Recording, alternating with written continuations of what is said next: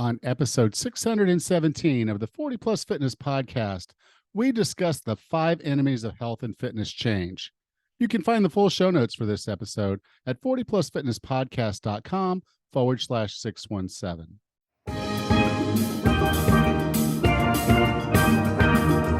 Have you decided you're ready to make a change? To reclaim your health and fitness?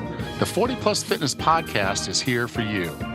Each week, we dive deep into health and fitness topics that affect those of us over 40. I'm Coach Allen. I'm an NASM certified personal trainer with specializations in corrective exercise, behavior change, performance enhancement, and fitness nutrition. A Precision Nutrition Level 1 coach, a FAI certified functional age-linked specialist, and an OTA Level 2 online trainer. Each week, I'm joined by our co-host, Coach Rachel. She is an NASM certified personal trainer and a RRCA Level 1 run coach. Let us be your coaches as you find your way on your health and fitness journey. All right, let's go.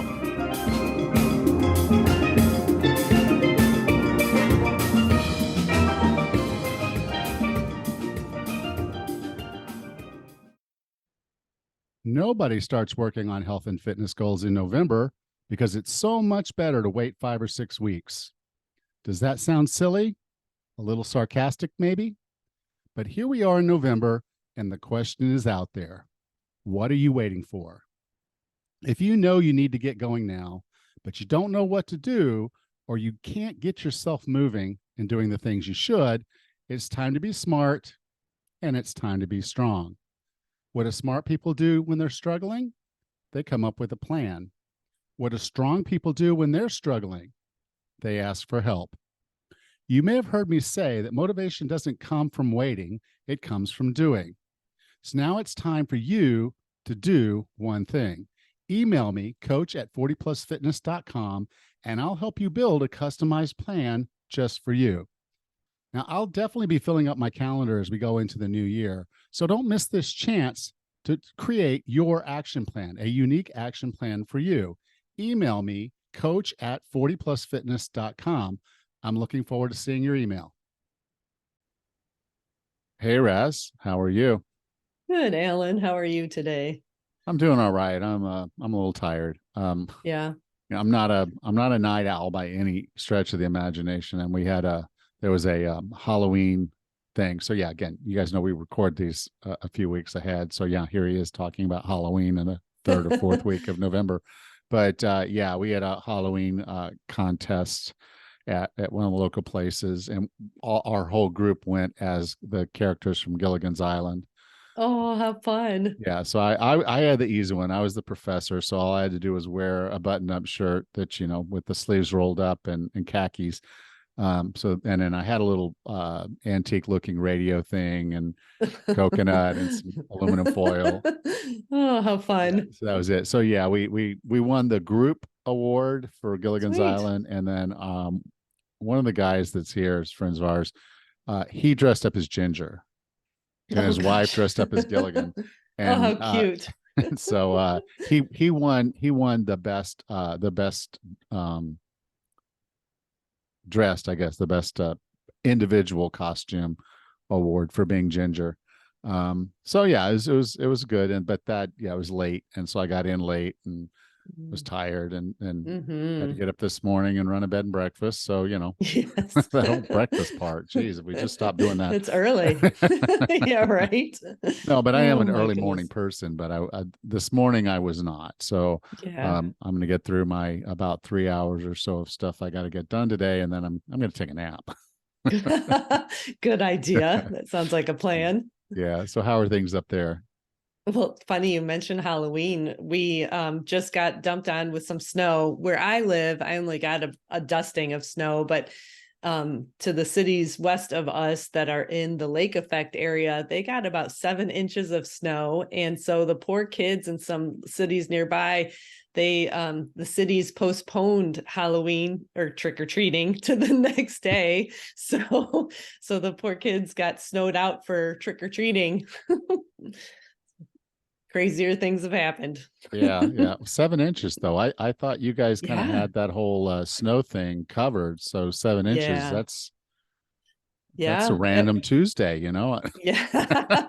Yeah, it is still early. It's not unheard of, especially for Michiganders to go trick or treating with costumes underneath our snow jackets. But but it was a little not fully unexpected, but a little unexpected. And Yeah. 7 inches is quite a bit. So Yeah, that's when made being a for a messy. superhero or something like that's not cool, but I'd be a bear. Yes. Yeah, exactly. Oh, geez. But All right. nonetheless, it was a good night. Well, So good, good. And Ixnay the candy, right? that's right. Yes. Well, you don't have the little ones, so yeah, so they're not coming home with bags of the stuff. Yeah. No, no, I get to hand mine out. Whatever I've got left gets to go home with my kids. Yeah. And so yeah, Yeah. that's the lesson here. If you're still sitting on some of that candy hoard from Halloween, Mhm. it's time to give it away. Just take Yep. it to the office, put it in a bowl, Yeah, leave it on the, on a table in the break room. Just anything you got to do to get rid of that stuff. Just it's time to get yeah, rid of it and get that's serious right. about your health and fitness. All right, you ready to have a discussion about that? Sure. All right, let's go. Today, we're going to talk about the 5 enemies of health and fitness change. I get it, and you get it. Change is hard. It really is.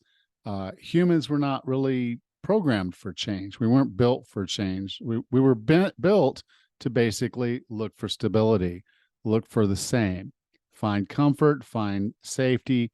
And we get that through something that we know, which is security and solid. And so when things are changing, that puts us out of our elements. Often that makes it very difficult for us. In fact, our senses in our body react to change in a negative way because typically, if something's different, it could be dangerous.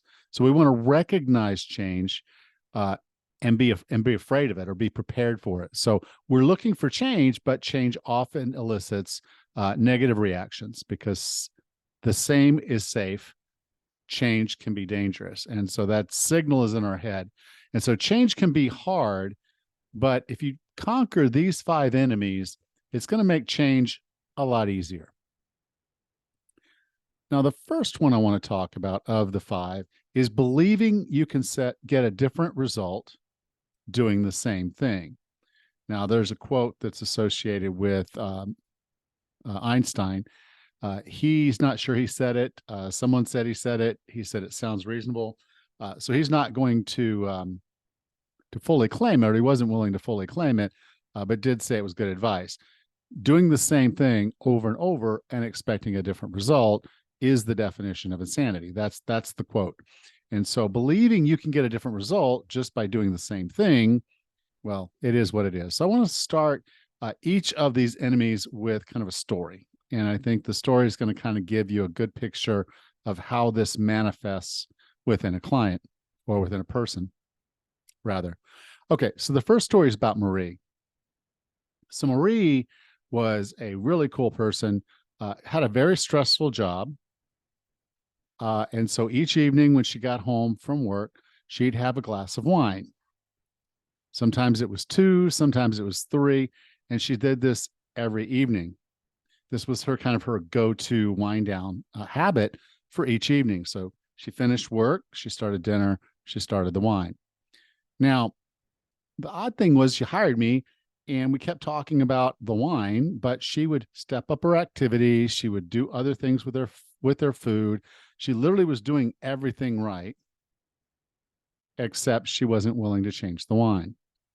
Now, she was getting results as we went through our training, but she wasn't quite getting the results she wanted. So we circled around the conversation several times and came back to wine. And each time it was, I'm going to work around it.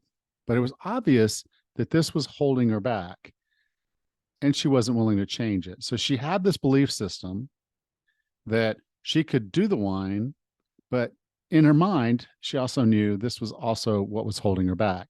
So she thought, okay, well, I'll just do it more. This is working. It's not working as well as I want, but I will just keep doing it and eventually it will work. So sometimes we just have to face facts that we can't get away with the things that we did when we were in our 20s and 30s. Okay, this was part of her mindset was, well, I was fine when I was younger. It's only now that I'm older, but I know if I keep working out and I keep eating this way, I'll get what I want. So 3 glasses of wine, let's assume a regular pour, but she and I talked about it, probably wasn't a regular pour, was about 1/3 of her daily calories. So if you figure three regular glasses of wine was about 1/3 of what she was expending in a given day.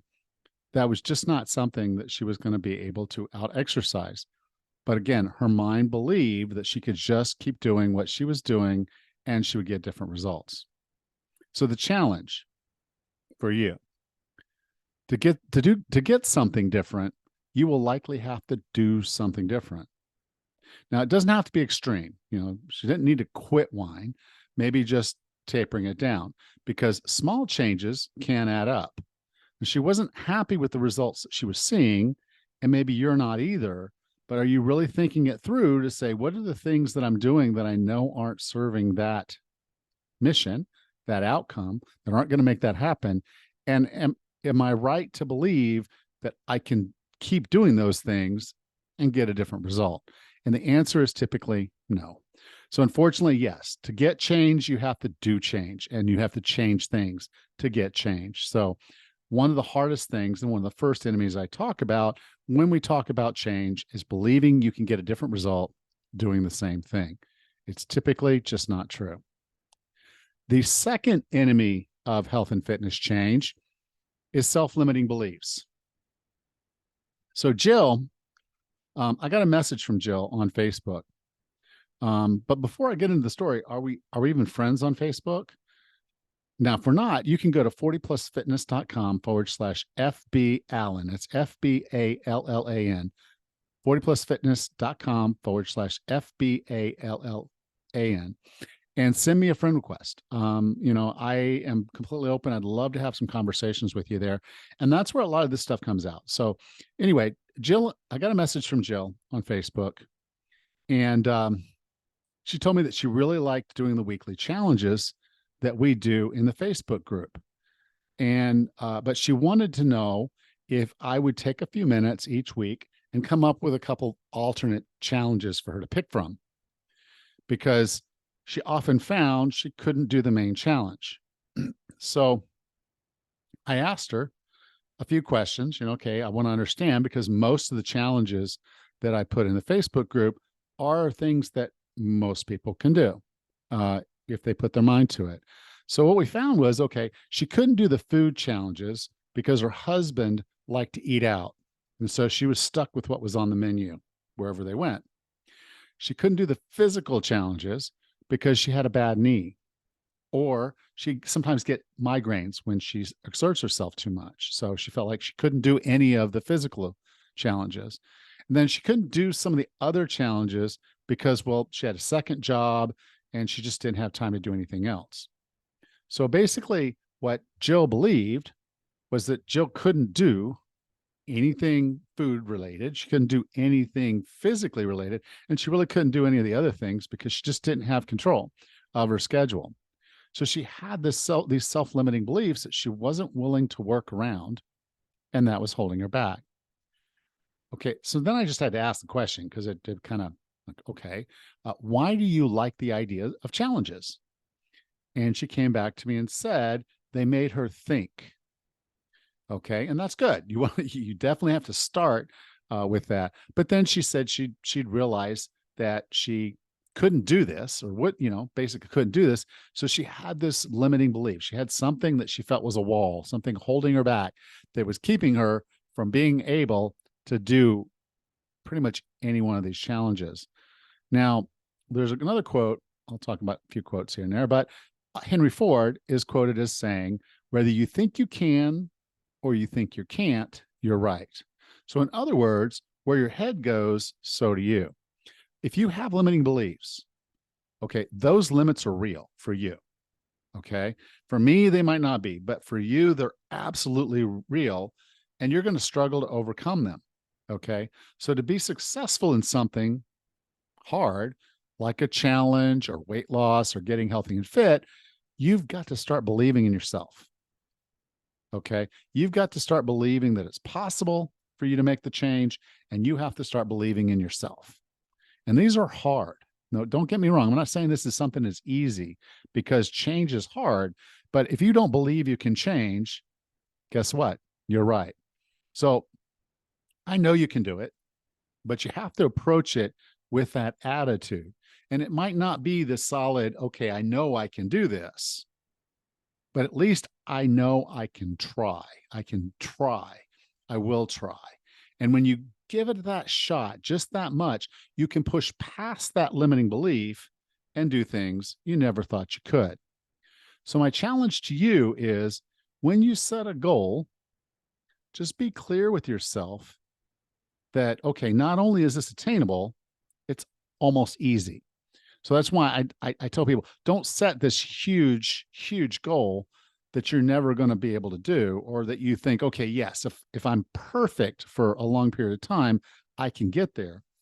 Start out with a pretty simple goal. Set the bar relatively low. And it might be, for someone, it might be, I'm going to walk for 10 minutes in the evening, 3 days a week. Now, for some, that might seem pretty simple. 30 minutes of walking doesn't seem like a lot of time for some people. For others, that might be quite challenging. So your bar might be a little lower or a little higher, but it still, for you, has to be kind of a relatively low bar to get started. You'll probably hear this advice over and over and over again. The most important thing in change is getting started. And we have to get past the limiting beliefs to get there. So set that low goal. Now, are those 30 minutes of walking each week going to change your life? And the answer is initially no. But when you're successful in doing that consistently, your belief grows. Oh, I can walk 30 minutes per week more than I was before. Okay. And then you can start to feed that belief. You start to make it grow. So you feed belief and you abandon limits. And you do that through consistent, gentle nudges of setting a goal, meeting the goal, proving to yourself that you can. So we get past the limiting belief, and then setting a slightly bigger goal, getting that done, getting past that limiting belief, go to the next one. So eventually you could be doing much more than you would have thought you could, your limiting belief, but you're doing it now. So challenge yourself to set a goal that's just outside your comfort zone, but obviously attainable, and then do it, and then do it again, and then do it again, and then do it again. That consistency of running over and passing your limiting beliefs is going to take you to some amazing places. So the third enemy of health and fitness change is staying in your comfort zone. So Carrie was a client, and when we first started working together, she told me, I can't walk for 5 minutes without getting super winded. Okay. Now, we couldn't just tell her, we couldn't just get her and say, okay, no, you're going to go and do all these workouts, and here's all the programming, and here it is in the app, and you just get in there and start doing this stuff. What we did was we said, okay, what's something that's generally attainable? Remember the limiting beliefs, and that we can do consistently, that you'll do consistently. It's not going to be comfortable. So I made it uncomfortable. I said, okay, how many minutes do you think you could walk in a day, in addition to just your normal daily activity? And she said 10 minutes. So we started with 10 minutes. Now I told her, I said, 10 minutes doesn't have to be all at one time. It could be 2 5-minute sessions, which she said, again, would push her a little bit. It could be 4 2.5-minute sessions. It could be 5 2-minute sessions. The point was for her to get 10 minutes of dedicated walking done each day, each and every day. And it was really hard for her most days. Now, she started doing it. She started being consistent, and she started doing it, getting it done. So she was walking every day for at least 10 minutes. Sometimes she'd do a little more. Now, each week we started to bump up this target because she felt comfortable. She got comfortable with 10 minutes a day. Now we want to push just outside that comfort zone. So we go a little more. Usually it was in little 2-minute increments, which is not a bad thing. It just is a thing. And that was her gentle nudge, just to get her just outside the comfort zone. Now, some days when she felt great, she actually did more. So the goal might be 12 minutes and she might be doing 14 one day. Now, other days she just didn't feel good. And she's like, I just didn't feel good, but I still got my target hit. Okay, again, just outside the comfort zone. Okay. Now she showed this courage each and every week, each and every day. And what ended up happening was her fitness improved.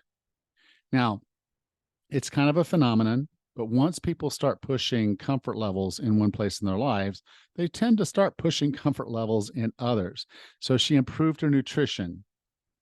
And these little gentle nudges that, were coming just as the nature of her saying, I know I can do more. I've got to get outside my comfort zone. She was able to enjoy things that she had really struggled with before. Now Carrie really loves music festivals, but she had told me, she said she was kind of dreading going because there was so much walking and she would always struggle with that walking. But because she had done the little nudges just outside her comfort zone while we were training, and she was improving her nutrition, she really found that she was able to walk around, enjoy the musical festivals much more than she ever had. And again, it was just from getting outside her comfort zone, it made things so much better. So no matter where you are right now, I'm going to tell you, you can improve your health and fitness, but you're not going to do it if you stay in your comfort zone. Okay. Now, getting outside your comfort zone doesn't mean you're doing something crazy like I'm afraid of heights, so I'm going to jump off, the Empire State Building.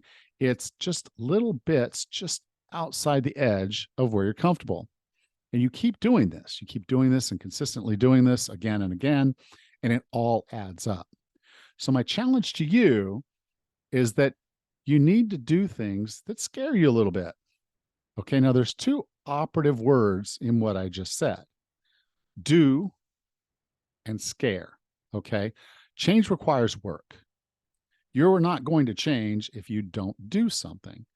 And you're not going to really accomplish much if it's inside your comfort zone. So if I say, well, I feel really good that I can, walk 30 minutes in a day, each day, I'm just going to walk 30 minutes in each day. Not really going to grow, not really going to change, pretty much going to stay the same. So it has to somewhat scary, just outside the comfort zone. And you have to do it, and you have to do it consistently. The enemy of change in health and fitness, number 4, is unwillingness to invest. So Sharon was this prospective client. Now, we got to talking, and she was doing these pay on demand workout things. There were several of them. But she was doing one. She said it cost something like $20 a month. She's not sure. Occasionally they raise the price, but still not much, $15, $20 a month. And she loved the workouts, but she wasn't losing any weight. Okay. So we started talking and I said, okay, so how do you go about this? And she's like, well, I just scan and they have some featured ones. And so I just do a featured one. And I said, okay, well, how often are you doing this? And she said, well, when I'm turning them on, she said, well, I'm turning them on, I do them. I do the whole workout. I feel really good. It's hard, but there's times when I just don't feel like doing it, or I forget to do it, or, it's not something I want to do. And so basically she said, I could go weeks without doing any of them. And she says, well, I kind of justified it. It's just $15. I'm not really losing much because it's just $15. Now, Sharon also told me a story about going to a gym and working with a trainer. Okay, she met the trainer anyway. And so she meets this trainer. The trainer's walking her through the gym, starts talking about programming and helping her reach her goals. And so she's starting to get a little excited that she can lose weight and be more fit. And this is going to be really great for her. Now, the trainer sat down with her and said, okay, they recommend that she buy the gym membership and that she pay for 3 sessions per week. And if she signed up for a 6-month contract, she would get a free consult with a nutritionist to even bolster her weight loss even more. Okay. So I said, well, that sounds really good. And, probably similar to what I would do if I worked in a gym. So how did it go? She says, well, I didn't do it. I said, okay, so why didn't you do it? She said, well, that's more than my car payment. So the 6 months that she would have paid for and gotten training 3 days a week and gotten a meeting with a nutritionist to help her with her food planning and give her a meal plan was more than a car payment. Okay. So she was okay with the $15, but wasn't doing it. She wasn't willing to pay for the more service, the accountability, all the things that come with that, and all the different guidance that she would have gotten because she felt it was too much. Now, in the end, we were having the conversation. She said she did want to do something. She wanted to work with me. She realized, okay, I'm not accountable. I'm not doing things. I do need that. I need this. Like, okay. So we started talking. I said, well, I've got a 6-week starter program. Are you interested? And she said, yes. I said, okay. And when I told her how much it cost, she was like, or, what her investment would be to do this thing with me. Her answer was, oh, that's a lot more than I'd pay. Okay. And the odd thing was, no, this was not $15 a month, but this was about a third of what she would have paid a local gym and nutritionist to work with her. So she had a kind of a base for what this might cost, but she was like, no, I'm not going to pay it. I won't invest in getting this done. Now, at first I was a little stumped. I'm like, okay, I don't understand this. The conversation we had, she saw her mother declining and she just didn't want to go down that path.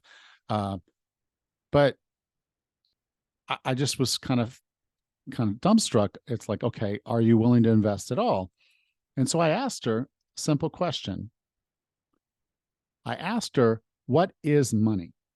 Now, that might seem like an odd question, right? But I needed to understand this. And here's what I solved with that question. Do you know what she said?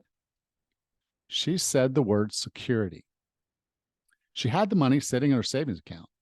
It was easy. She could afford it. She could do it. She was, working a job. She made plenty of money. She could easily have afforded to work with me, to work in that local gym, to do all of it. She could easily do that.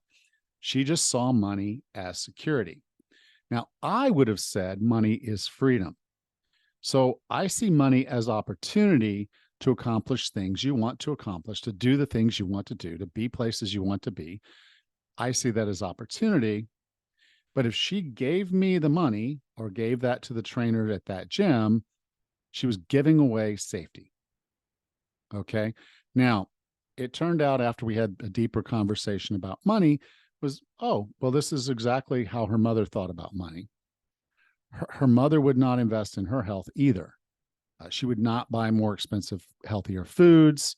She wouldn't sign up for different things. Like I think her mother smoked and wouldn't pay for the anything to help her stop smoking, even though she knew she couldn't do it on her own. Okay. So Sharon didn't value money more than her health. She just looked at it and said, I'm going to find the cheapest way.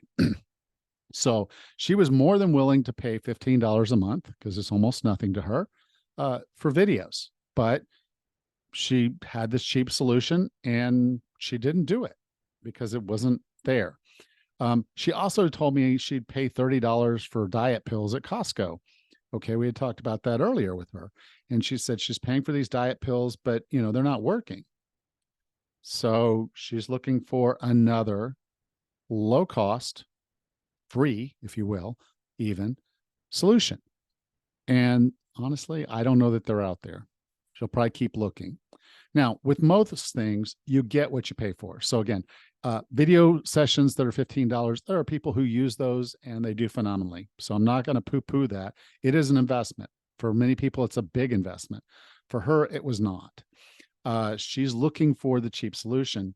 And so when you're going to pay for something, you need to do your due diligence, okay, to make sure that you're getting what you paid for. That's true, because you can get ripped off.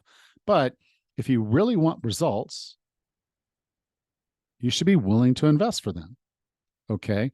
If you're going to hire someone to do something for you, and you need to get it done, you could go with the cheapest price, but you might be getting the worst outcome. You're going to have someone repair something for you, somebody build something for you. You're going to buy something, and you're like, oh, look, I can get this really wonderful Corvette for $10,000. And I see every other one that's that year. Well, those are $30,000 or $40,000. So the question is, okay, but what's that 10,000 buying you? And usually it's a lemon of a car, because it's not in good shape. It's not what you want it to be. So you have to be willing to make the right investment to get what you want. and a lot of people are not. Here's the other cool thing about investing in yourself. Okay. When you invest in yourself, you have skin in the game. Okay. What does that mean? That means you made a payment, you wrote a check, or you put a credit cards in, you did that thing, and that money's gone. That money's not yours anymore. So guess what you're going to do? You're going to do the work. You're not going to pay a large amount of money and then not do the work. And when you do the work, you get the results. So don't go cheap in the sales if this is important for you. If this is an important thing, like a true priority, then you're going to invest to make it happen. You're not paying for something, you're investing in yourself. And you have to look at it that way, because change is hard. And if you're not willing to invest in yourself, it's probably not going to happen the way you want it to. So my challenge to you, don't be afraid to invest in yourself. Investing in yourself is the best investment you'll ever make. Okay. And it pays off not just in the way you look and feel today. I feel good, I got my workout done. That's great. I feel good that I'm eating well. That's great. But it's the health issues later. You know, Sharon's mother is in really bad shape. She's spent a lot of money at the hospital and doctors and all this other stuff because she didn't invest in herself. She didn't invest in her health. So she's dealing with all the health issues around the things that she didn't invest to change, even though she said she wanted to, and she probably really wanted to, but she just didn't invest. She wasn't willing to invest in herself. And as a result, she's not getting the payout. So invest in yourself, do the work, and you'll find change. So number 5 in our enemies of health and fitness change is failure to act. Okay. And this is probably the biggest one. So Matthew and I, we got on a planning call, a strategy call, and we went through all the things. But one of the first things he said to me was, I know what to do, I just don't do it. Okay. And I can respect that. I was in the same position for a long, long time. And, even now there's some pulls on me sometimes to just not do what I know is the right thing to do. So that's a normal reaction, normal feeling. Okay. Then he told me, he said he wanted me to write him a program using the equipment that he already had. He didn't want to buy another membership. He didn't want to do anything, go anywhere else. He had a good equipment. He really had really good equipment. We'll talk about that in a second, but he was just super excited. Okay. He had all this equipment, all this stuff. He's like, I want you to write me a program using this stuff. And so he took his phone, because he was on his phone on this call, and he showed me his gym. And man, it was pristine. It was beautiful. All this equipment, it was just new, like all new, beautiful. Now, the reason it was new, because Matthew never used it. Matthew would buy a piece of equipment and then it would sit there. So he bought a Peloton. Remember those? They're still popular, but he bought a Peloton, $2,000 on this bike. He's paying a membership with them every month. And he had this beautiful Peloton. He read about it in an article and he bought one. And then one of his coworkers told him about the smart mirrors. Okay. And so this is where you see your image and then they tell you what to do and, all this other stuff. And he had one of those, and he had, free weights, and he had bands, and he had cables, and he had all this stuff. The guy had well over $10,000 worth of equipment in his basement gym. It was gorgeous. I loved it. In fact, I almost wanted to ask him if he wanted to sell it all to me, that I would give him $1,000 and take it off his hands. But I knew that wasn't where I needed to go with Matthew, but the thought did occur to me that I would love to have his gym. Okay. Anyway, I told Matthew that I would write him a program. I said, okay, here's what I'm going to do. And I'll do it for absolute free. Okay. I said, pick one piece of equipment that you enjoy doing, and I'll write you a program.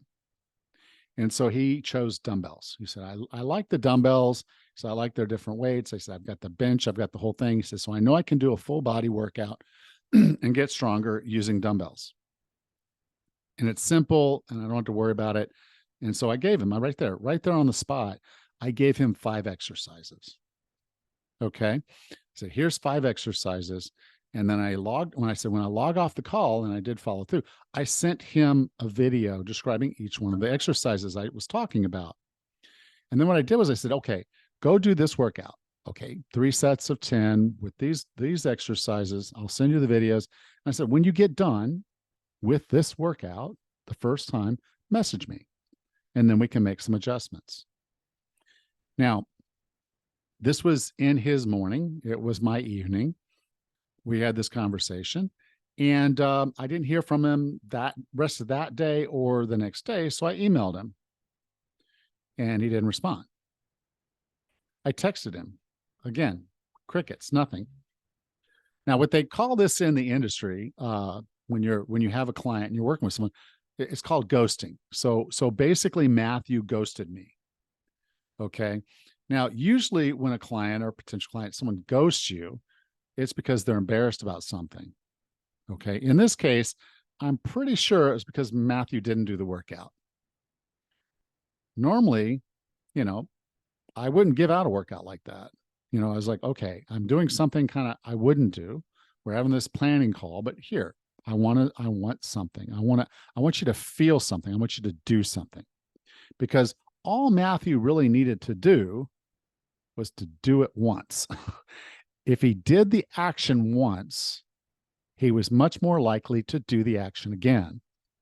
He hadn't done the action, and then he didn't do the action. So without action, there was no change. Without action, there wasn't any feeling. There wasn't anything.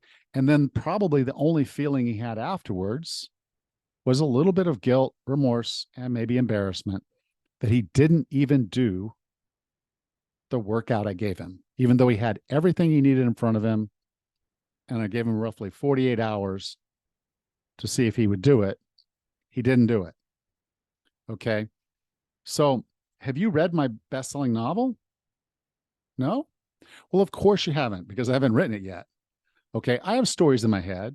I read things about writing stories and fiction, and occasionally I even jot down a few ideas and maybe a little bit of what I think would be in the book, what would be in the story. But here's the thing. I'm not really committed to writing a novel. So I like the idea of being a novelist. I like the idea of writing a best-selling novel. It all sounds cool, right? But I don't do the writing. And so I don't have a published novel. Now, health and fitness is the same way. If you want something, you have to do something. So you have to take action. If you want to improve your health and fitness, it takes action. This is not a thought process where you can think yourself healthy, think yourself fit. You need those things. You need to believe in yourself. You need to get past limiting beliefs. You have to do those other things we just talked about. But if you don't do something, don't act, you won't have. Okay. So here's my challenge to you. I want you to be an action taker. Okay. This is what you do.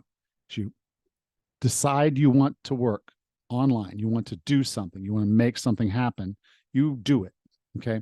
Now, if someone decides they want to work with me online, I always tell them, I say, okay, well, I've got a couple rules. Okay. I've got a couple of rules. And so one of the rules, and you know this because of the podcast you're listening to, is you have to be over 40. I work with people over 40 online.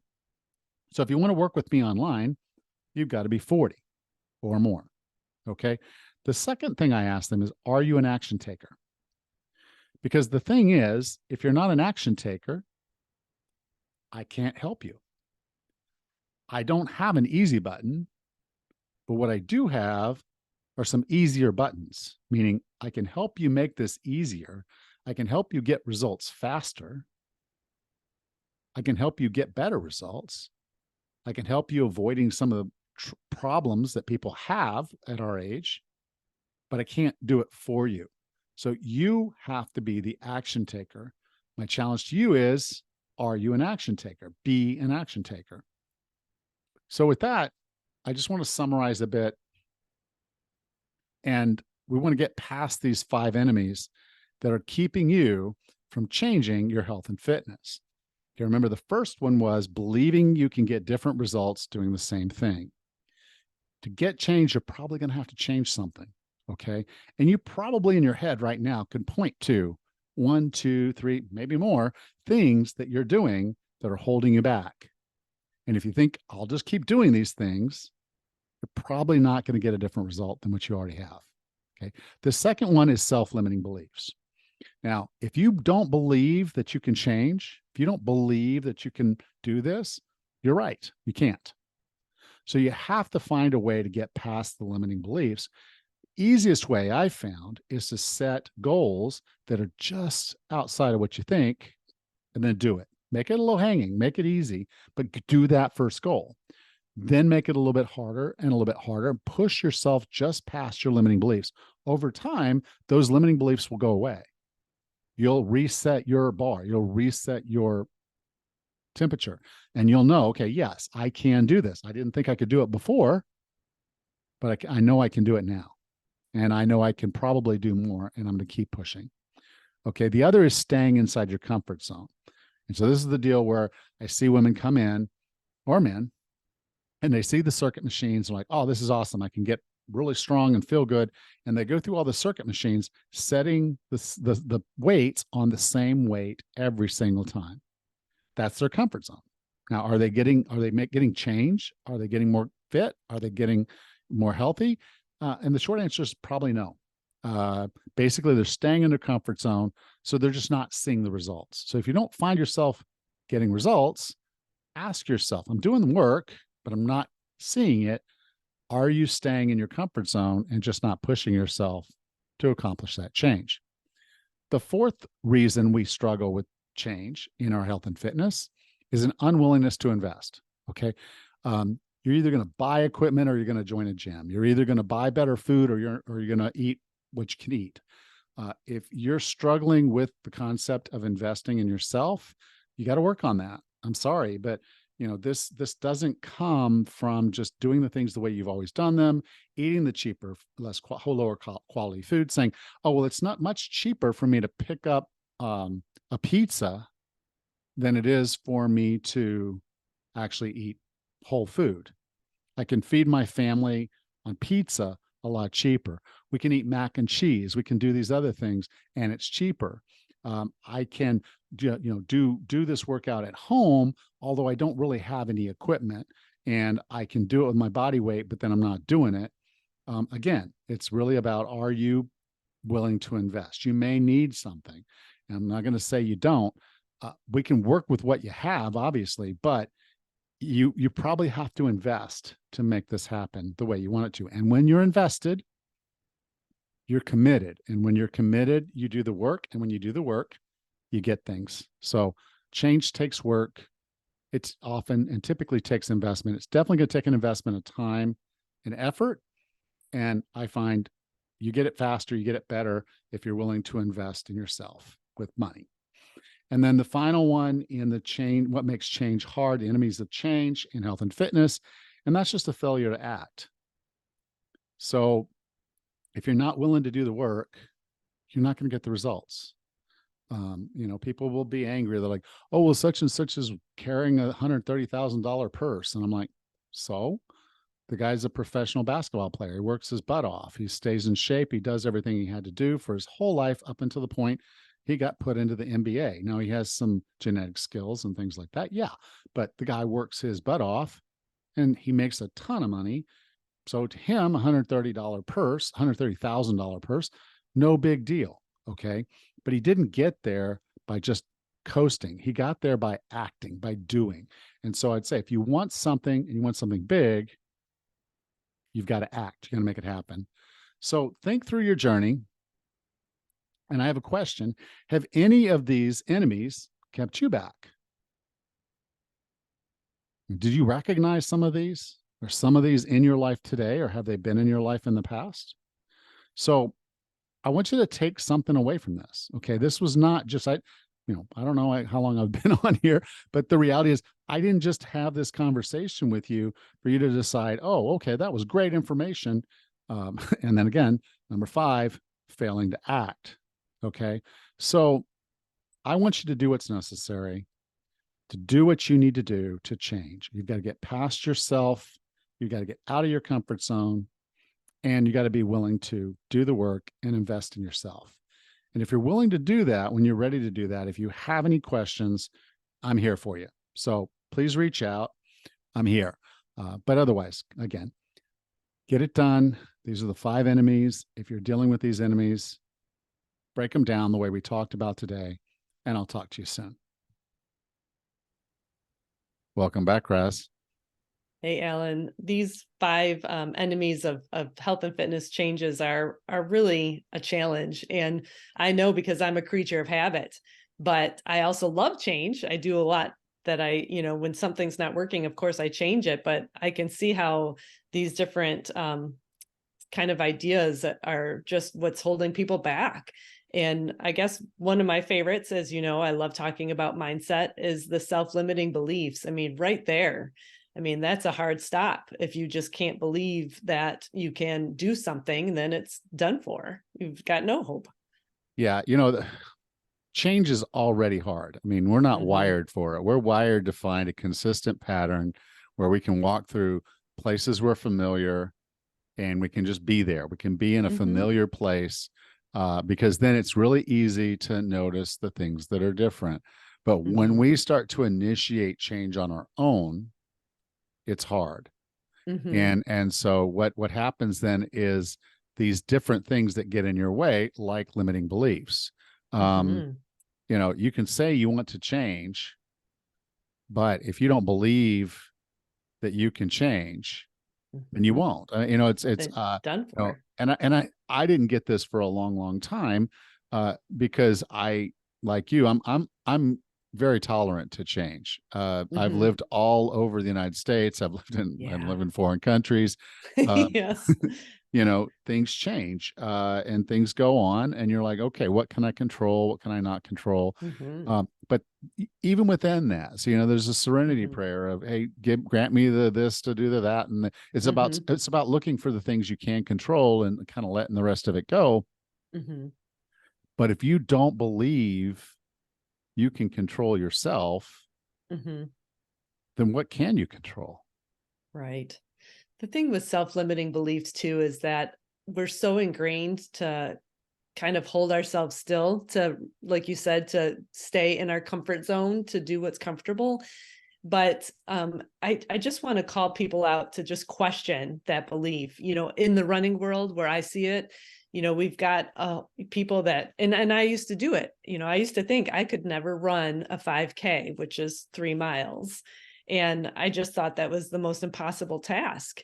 But if you can just stop with that thought and really think about it for a second, well, why do you feel that way? And you've seen it with your clients. You've had people that say, well, I can't lose that 20 pounds, or I can't, do this at the gym or take this class. I mean, but you just got to pause and really question yourself. Why do you think that? Yeah. It's interesting. I haven't talked about this a whole lot on the podcast, but during my vacation, I guess I was still during my vacation back in September, we finished up a week in, Mexico at a timeshare. It was all inclusive. And I just said, okay, well, I'm going to take a break from alcohol. And it's right now that was about a month and a half ago. And I still haven't gone back to drinking any alcohol. And I go out with my friends and they look at me like I'm a space alien. How on earth can you do this crazy thing of not drinking alcohol, especially sitting in a bar with hundreds of other people all drinking alcohol? And so I just order a club soda and I drink my club soda. And it's really that thing of saying I'm in control of me. And the instant you tell yourself, but I need this to do that, or I want that to do this, or I could never, or I can't, you're hearing those words in your head. You're telling yourself that it's not true. Yeah. Right. It's not true. And so if you're struggling with something, yes, this is going to be hard. This is not change is not easy. That's one of the core things I want people to take away from this, is that you can't keep doing what you're doing. You can't let these limiting beliefs stop you. You can't Right. stay in your comfort zone and expect change. Mm-hmm. Okay. And And it's yeah. And so that's, it sounds simple, but this is the hardest thing you're going to do. If you truly mm-hmm. have a weight that you want to lose, or you want to build a Mm-hmm. fitness level, or you want to do these things, and the things you have done to date have not gotten you there, Mm-hmm. you're going to have to do something different. Right. Okay. And to make that something that you can keep doing, it has to be sustainable. Mm-hmm. And for it to be sustainable, you got to get yourself doing it. It's Yes. and so it sounds like Yep. this crazy paradox of how do I if I can't? Mm-hmm. And it's like eating an elephant one bite Mm-hmm. at a time. You just do a little bit more and a little bit more. Get outside that comfort zone. Do a little bit of pushing. Believe in yourself. Yeah. And if you're struggling with any of that, invest. It's just Yeah. don't just sit back and say, yeah, I do these workouts online. They stream them to me, YouTube this and Pilates that, and they're great, Mm-hmm.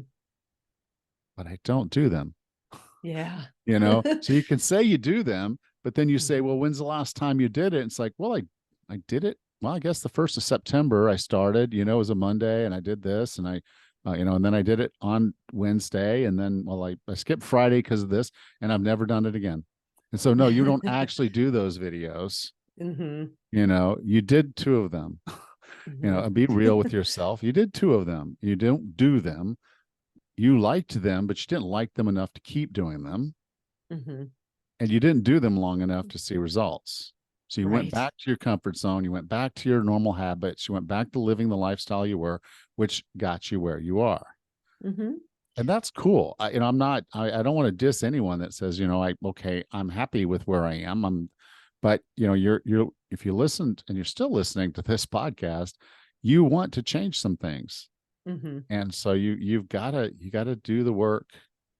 You gotta do what's necessary to make that happen. For sure. And that kind of brings me almost to the next one, the getting out of your comfort zone as well as willingness to invest in that um taking that next step and doing something that's different is intimidating. But if you could meet with your friends, or if you hire a trainer even, or go to the gym and talk to the people there, I mean, it's good to learn something new, because you never know, you might like it. You might go to the gym and take like you said, a Pilates class or the spin class, or I recently took not a Tai Chi class, something I never would have done on my own, but I went with a friend and I really enjoyed myself. I mean, try something new and see if it sticks. And you mentioned, being surrounded by people who are not drinking alcohol, or are drinking alcohol while you're not. I mean, this is a good chance for you to go inwards and to really focus on yourself and decide, what do you really want? If you did those home videos and it didn't stick because maybe you didn't like them. I mean, it was fun in the moment, but it didn't stick. Maybe you need to find something else that would stick. Something, maybe sign up for a series of classes, like I said, and see how that goes. But you just need to find something that you love. Yeah. A lot of people, they have the advice. They say, what exercise should I do? And the answer is always the Right. one you will. Um, Exactly. but and so they say, just find something you enjoy. And I think as a hmm starter, that's often a really good advice. But you hmm can't just keep doing that. So you can't say, Yeah. well, I really enjoyed doing that 30-minute, online video thing. hmm Well, you can do that online video thing, and you can do Yeah. it 3, 4, 5 times a week. And then, hmm but if you're not getting what you want, then you might need to Right. do a little bit more or a little bit different. And so this is not a one and done, and you don't have to think about it that way. We don't have to get from A to Z in one Right. jump. There's 24 Right. other letters in the alphabet. Yes. hmm And so it's just okay. If that 30-minute thing is your B, then you went hmm from A to B. And then you got the hmm B, and now you're like, okay, I'm comfortable with B. Now I'm going to do C. Right. And you start working your way through, and you stack these habits and you stack these activities. And eventually you start putting this intrinsically into you. It's like, I don't hmm even think about it, that yes, someone hmm comes around and says, would you like a beer? hmm because people are buying buckets of beer and they're sitting there with a bucket of beer and they see me standing there with nothing. They're like, would you like a beer? Yeah. And so I have to, at that point, realize who I am, Mm-hmm. why I'm doing what I'm doing, what it means to me, and say no. Mm-hmm. You know, just I And said no. I said thank you, but no. mm-hmm. And I did that. I had to do that dozens and dozens of times last night, because everybody wanted to offer me a drink because I was weird, for being in a bar That's not drinking. But I was okay. I'm okay with that. I'm right. okay outside my. I Mm-hmm. have to be outside my comfort zone. I have to know my limiting beliefs of, oh, okay, if I think that I can't do this and someone offers me a beer, I'm going to take it. Well, Mm-hmm. I got to get past that limiting belief, because if I don't, then every time we go out, there's going to be some offer. I have one friend, we went out to dinner right after I got back, and I said, he's like, do you want to split a wine? We used to just, yeah, that's what we do. We all go to dinner, and he'd be like, okay, Mm-hmm. because our wives would do the white wine. They'd split a bottle of white wine. He's like, you want to split a bottle of red? And I had to say no. And he said, well, what happened to my bottle splitter? It's like, so I had to have Oh, that conversation with him. Like, that's not how I'm yeah. choosing to go right now. So he Right. ordered his bottle of red, and we went on with our night. The next time we went out, he's sitting there wanting to order a bottle of red wine. And he's like, you want to split a red? I'm like, not really. And he's like, Not yet. okay. He found someone else to split that bottle of red with, and he was fine. They were fine. And I was fine. And so it's just Perfect. but again, I'm not going to say it's not uncomfortable. It was uncomfortable. It's uncomfortable to tell Mm-hmm. your friend no. It's uncomfortable to be in an environment where everybody's drinking and you're not. It's uncomfortable to go for a run. It's Mm-hmm. uncomfortable to stop eating the Mm-hmm. things. Mm-hmm. It's there. It's delicious. It's going to give you that hit. You're going to feel great for a moment, then you're going to feel miserable, either because physically or because emotionally. You're going to feel guilt and shame and all these other things about food. Whereas you could say, this doesn't serve me. This does Mm-hmm. not serve me. I'm done doing it. And so That's I'm more different. important. Yeah, I'm a different person. I Mm-hmm. see myself. I don't have this limit where I have to do something. Mm-hmm. I'm a grown ass man. I can do what I want to do. Right. You know. You're an adult. Make your own decisions. Exactly. And so, just realize that change is hard, and it's Mm-hmm. going to take some time and effort. It's going to, at the end, I start with it's going to take action. Mm-hmm. This is Well, not something you that's passively do. right. And that was the last thing I wanted to chat about before we leave is the failure to act. I think that's where people get paralyzed the most, because we have so many different information and advice floating around us all day long. Do this exercise, eat in this manner, this diet, that diet, or whatever. And we get paralyzed. Too many decisions, too many things to do. Just pick, just do Yeah. something, make a plan and do it. Don't be stuck, with that failure to act. Don't be bombarded and confused by what's out there. Just make a decision and do it. Yeah.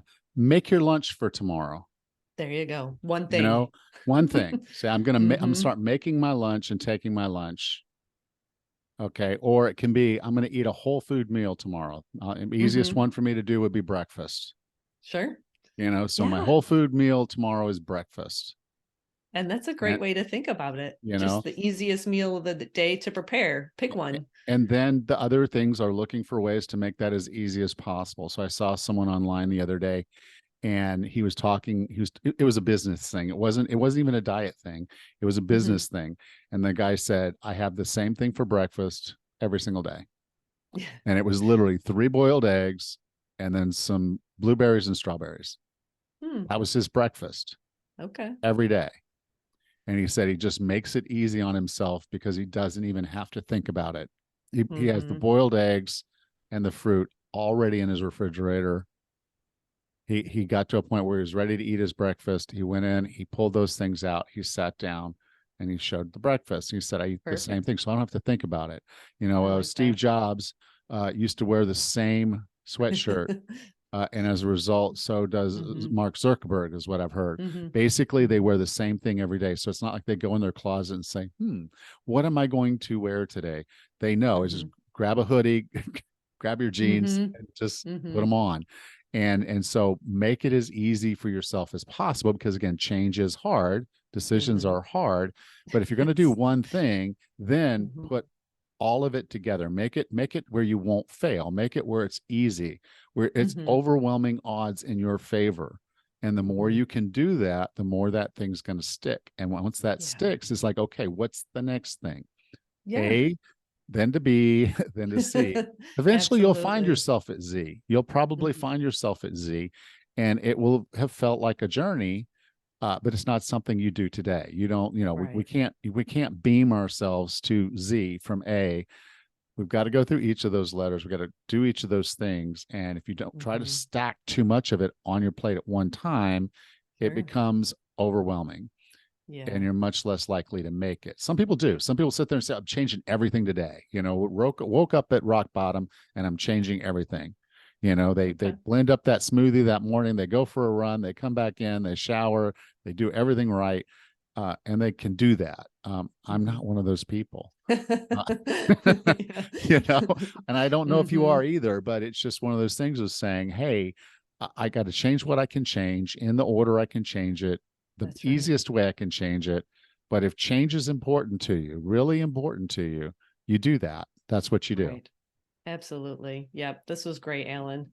Really great information and insights that we could use. All right. Well, I will talk to you next week. Great. Take care, Alan. You too. Bye. Thank you. Bye-bye.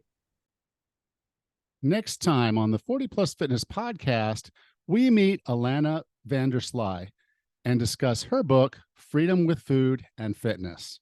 Until then, have a happy and healthy week.